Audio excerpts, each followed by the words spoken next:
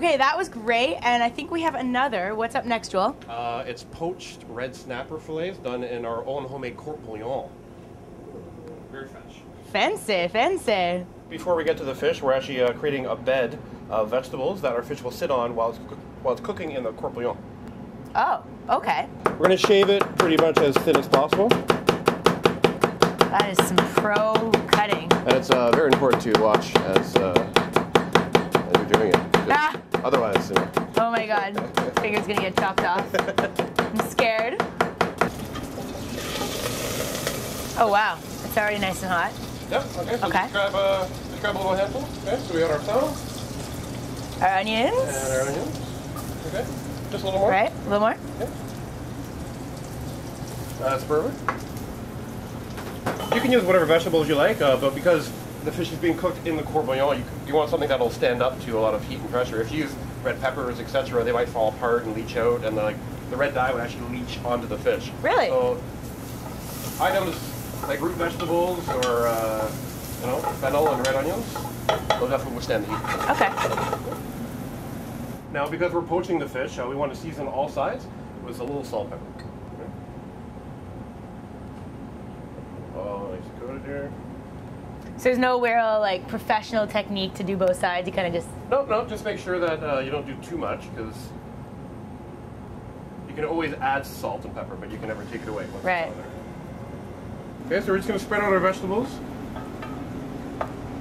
just a little bit over the bottom, and just layer our fish nicely on top.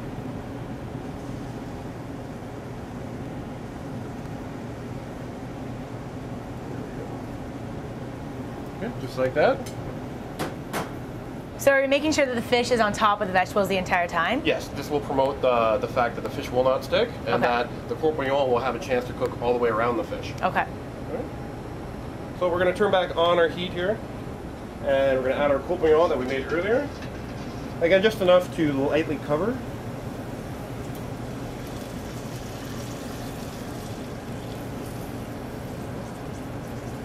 Okay. Just a touch more. Okay. We're just going to the plate here. Again, our vegetables,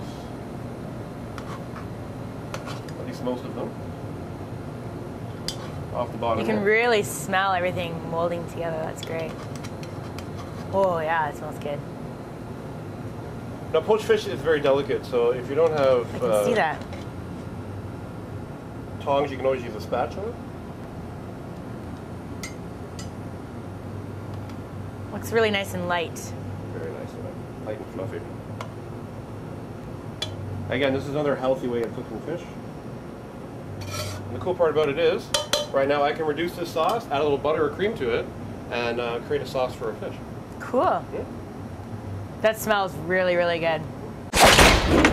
Okay, so last but not least, I think we have something pretty special coming up. What is this, Joel? Yes, it's called Citrus Sole en Papillote. It's basically, we're cooking our fish with steam using a parchment paper bag. A paper bag. I know it doesn't sound that classy, but you'll see at the end. You'll be quite pleased. All right, let's try it out. Right now we're going to be filling our paper bags, as you will, with all our vegetables. There's two ways of doing it. You can see the heart-shaped one and the oval method. You'll see as we go how it works. Okay, cool. Let's do it. Sure. A little olive oil.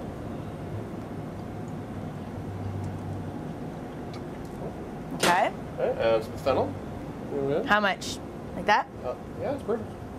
Okay. Some for me too. I feel like I'm wrapping a gift full of goodies. This is shaped celery, julienne celery. Okay. Okay. Okay, and some leeks. Julienne red pepper. And some julienne carrot as well. Okay.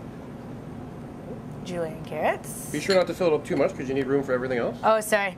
Okay. I'm building it as if I were building like a big burrito, and usually I put everything on it, and then it's like way too big to eat, but it's so delicious. You are hungry, Anyways, it's not the same sort of thing.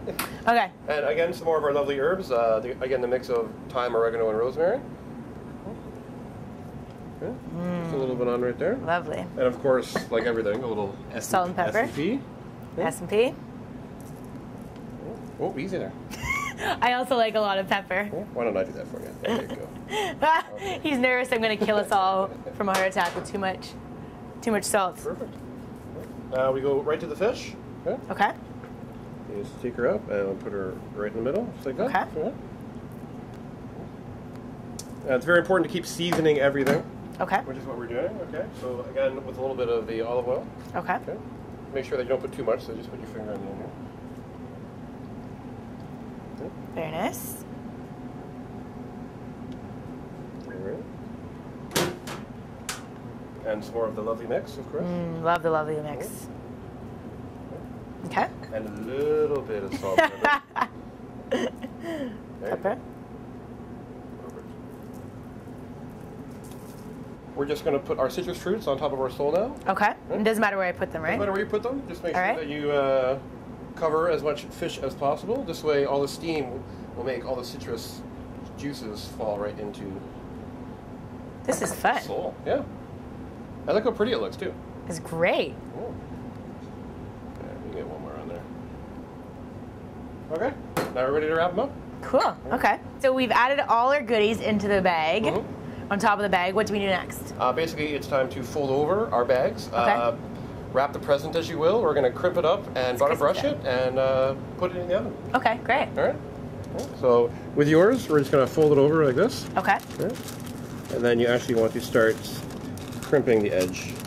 So you fold it over once. And okay. Very important to do that all the way around. Okay. Okay, you just do that there.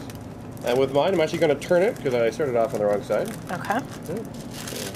Fold it over. I feel like I'm doing part cooking, part origami, part Christmas time. Yeah, at the very end, you're just going to fold it over like this, so it'll create a nice little seal. Great. All right, and then again on some parchment paper. And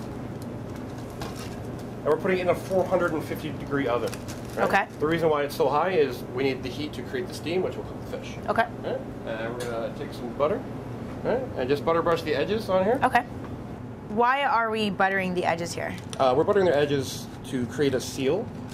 We want all the air inside to create a lot of steam with the heat, and the heat is what's going to be cooking the fish. So if any air escapes, it's not going to cook properly. So we want a nice seal with the butter. Okay.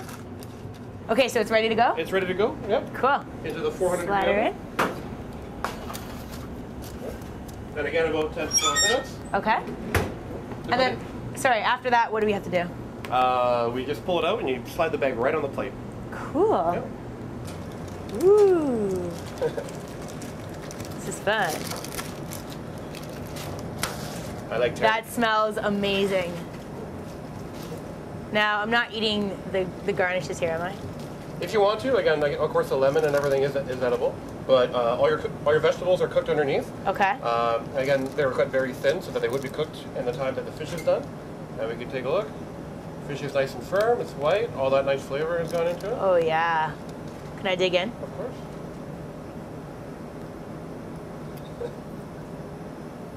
Woo! Oh, hot. Oh, hot. Should probably wait a little bit, but it is quite delicious. So. Okay, so that about does it. We've actually completed the 5-cast 5-fish cook-off, and I would say it was a success. So thank you so much, Joel. I think so too, and thank you for your help. Couldn't have done without you. No problem. That was great. Very enjoyable. And remind me again where we can find the Charlotte Room. We're located on 19 Charlotte Street, half block east of Spadina, just off King. Or you can check us out at our website, charlotteroom.com. Perfect. Okay, so that was fun. Thanks so much. Excellent. We'll see y'all next week. Clothing provided by Storm Tech, official performance apparel of WFN, the World Fishing Network. Why don't you take a break and check out some more Mariko on WFN.tv, your exclusive home for the 5-cast.